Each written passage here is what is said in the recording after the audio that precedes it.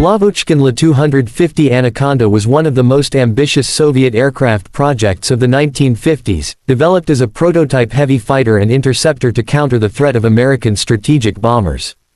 During this era, the Soviet Union feared that high-altitude bombers such as the B-52 Stratofortress could penetrate deep into its airspace, and traditional fighters lacked the speed, radar, and missile technology to reliably stop them.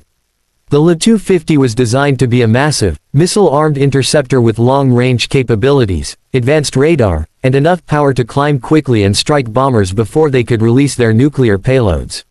From the beginning, the La-250 stood out with its imposing design. It had a long, sleek fuselage, sharply swept wings, and a huge nose section that carried a powerful radar system. The aircraft was never meant to engage in close combat or dogfights. Instead, it was envisioned as a long-range hunter, relying on guided missiles as its primary weapons.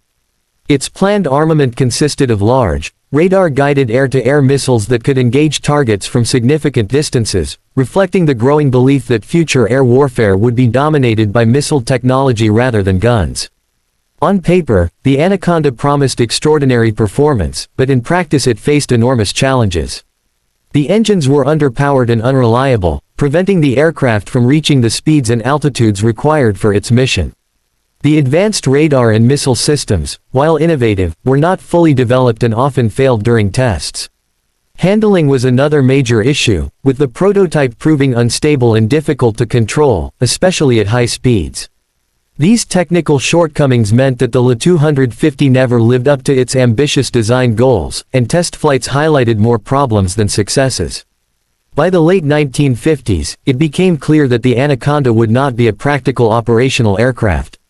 The Soviet government decided to abandon the project, and with it, the Lavochkin Design Bureau's role in fighter development came to an end. The Soviets shifted their focus to other promising interceptor programs, particularly those from the Mikoyan Design Bureau, which would later produce the famous MiG-25 Foxbat. Although the La-250 Anakonda never advanced beyond the prototype stage, it remains a fascinating example of Cold War innovation and ambition. It represents a time when designers pushed the limits of technology in an effort to gain an edge in the tense struggle for air superiority.